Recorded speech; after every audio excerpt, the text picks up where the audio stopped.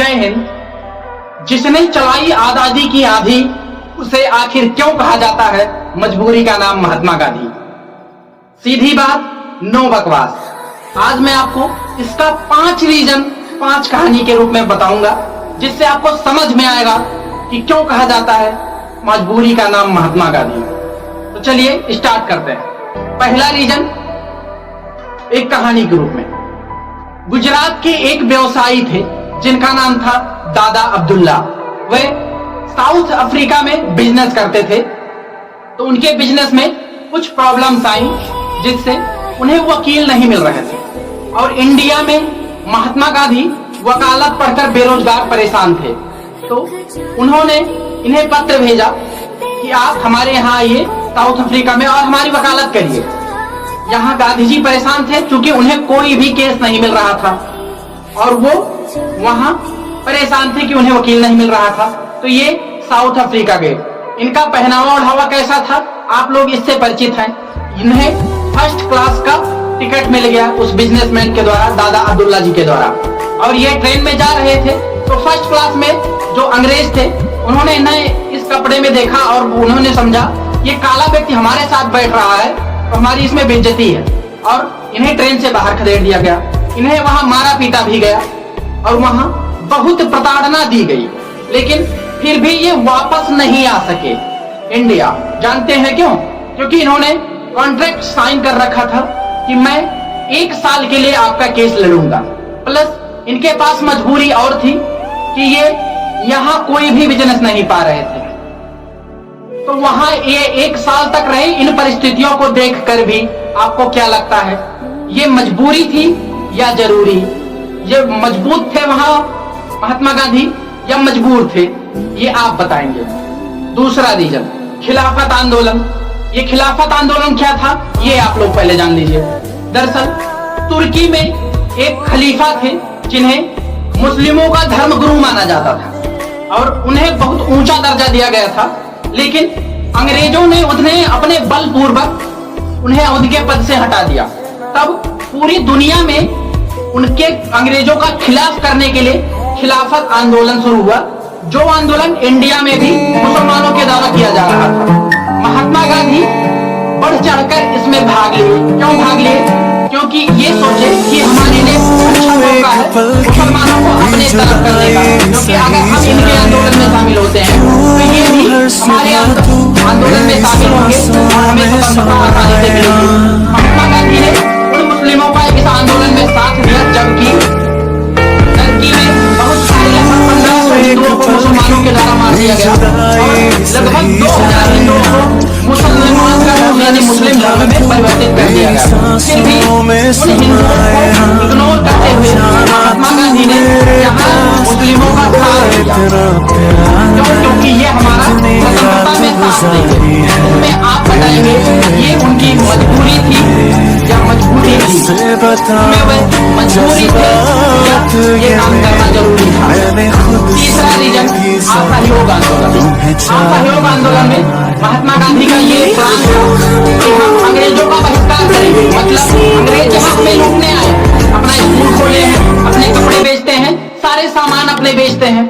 अगर हम उन लोगों का ये सामान नहीं खरीदेंगे तो उन्हें पैसा नहीं मिलेगा और वो यहाँ सिर्फ लूटने पैसे के लिए आए हैं। अगर ये पैसा उन्हें नहीं मिलेगा तो वो हमें छोड़कर जाने पे मजबूर हो जाएंगे। और असहयोग आंदोलन चालू किया गया, जिसमें बहुत सारे विद्यापीठ खोले गए हमारे क्रांतिकारियों के द्वारा, जैसे काशी विद्यापीठ, बिहार विद्यापीठ।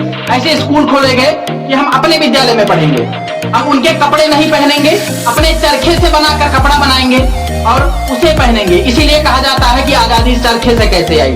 तो उन्होंने अपना कपड़ा बनाया, उन्होंने बहिष्कार किया, इसीलिए कहा जाता है चरखे से आजादी आई। और ये सब करते हुए आंदोलन फरवरी सन 1922 में चौरी चौरा नामक स्थान पे पहुंचा, जो गोरखपुर के थोड़े पास में है। वहां पहुंचा तो ये लोग पुलिसकर्मी, जो अंग्रेजी पुलिसकर्मी थे, थोड़ा मतलब अत्याचार करने लगे आंदोलनकारियों पर। तो आंदोलनकारियों ने उन 22 पुलिसकर्मियों को जेल में बंद किया और आग लगा दिया।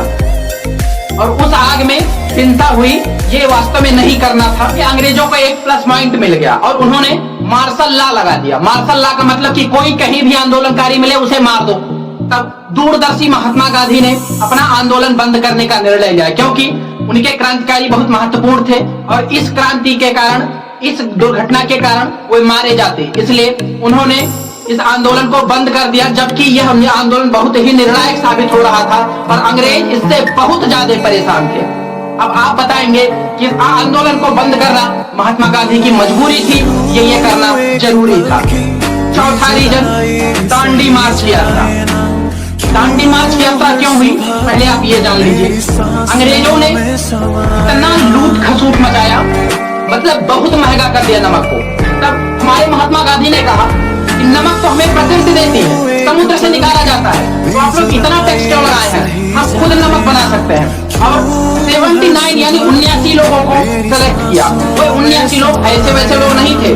महात्मा गांधी ने उनका इंटरव्यू किया था और उनसे कहा था कि आप लोग रास्ते में मारे जाएंगे, क्या पता कि आप वापस आए या मार दिए जाएं अंग्रेजों के द्वारा, लेकिन आप हटेंगे नहीं। वो ऐसे सेलेक्टेड लोग थे जिन 79 ने ये स्वीकार किया था कि हम रास्ते में मर जाएंगे लेकिन हटेंगे नहीं। और इन 79 लोगों को लेकर साबरमती से यात्रा शुरू की और बीच में चलते चलते उन्हें 20,000 लोगों की सहभागिता मिली इस दांडी मार्च में। और ये सारे के सारे 20,000 लोग मारे पीटे गए, बहुत प्रताड़ना मिली इन्हें अंग्रेजों के द्वारा। सिर्फ नमक बनाने ये लोग जा रहे थे, फिर भी महात्मा गांधी इन मार दंड को सहकर नमक बनाए। अब आप इन इतने लोगों को मार खिलाना, इतना दंड दिलाना, ये महात्मा गांधी की मजबूरी थी या ये करना जरूरी था, आप बताएंगे। रीजन नंबर 5, गांधी इरविन समझौता। ये समझौता आपको बिल्कुल भी पसंद नहीं आएगा, इसमें आप गांधी जी को हमेशा बुरा ही कहेंगे, क्योंकि इस समझौते के तहत भगत सिंह, राजगुरु और सुखदेव, 3 महान क्रांतिकारियों को फांसी हो गई थी। और किस वजह से, पहले आप समझ लीजिए कि गांधी इरविन समझौता था क्या। दरअसल गांधी जी वायसराय इरविन से मिले, लॉर्ड इरविन जो वायसराय थे वह इस समय के, उनसे महात्मा गांधी मिले और उन्होंने कहा कि जो व्यक्ति शांतिपूर्वक आंदोलन करता है उसे आप कुछ नहीं कहेंगे और भारत में अपने हक के लिए लड़ाई लड़ने देंगे, लेकिन शांतिपूर्वक। तो इरविन ने कहा ठीक है, लेकिन इन तीनों का हम क्या करें, भगत सिंह, सुखदेव और राजगुरु का, जिन्होंने सैंडर्स की हत्या कर दी है। तब महात्मा गांधी ने कहा कि आपकी जो मर्जी वो इनके साथ करिए। और कोर्ट में भगत सिंह, राजगुरु, सुखदेव को फांसी की सजा सुनाई दी गई, लेकिन महात्मा गांधी ने एक भी बार ये नहीं कहा कि इन्हें छोड़ दिया जाए। बाद में महात्मा गांधी से जब पूछा गया तो इन्होंने कहा कि हम जब पहले कह चुके थे कि आंदोलन शांतिपूर्वक करना है, किसी से कोई हिंसा नहीं करनी है, तो ये लोग जब हिंसा किए तो मैं इन्हें बचाने की सिफारिश नहीं कर सकता।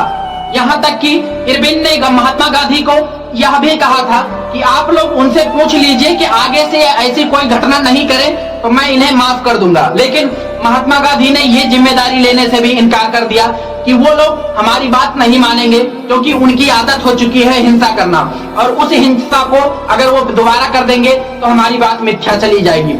यहाँ तक कि महात्मा गांधी चाहते तो उनके फांसी टलाकर उन्हें 10 साल, 5 साल, 20 साल की भी सजा करा सकते थे, लेकिन महात्मा गांधी ने ऐसा भी नहीं किया, क्योंकि ये उनके समझौते के खिलाफ था। उन्होंने समझौता सिर्फ और सिर्फ अहिंसाकारी आंदोलनकारियों को बचाने के लिए किया था।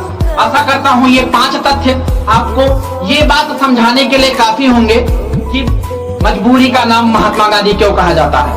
महात्मा गांधी ने जो कुछ भी किया उनकी ये मजबूरी थी या करना जरूरी था, महात्मा गांधी मजबूत थे, ये आप बताएंगे। मिलते हैं अगले वीडियो में, तब तक के लिए जय हिंद।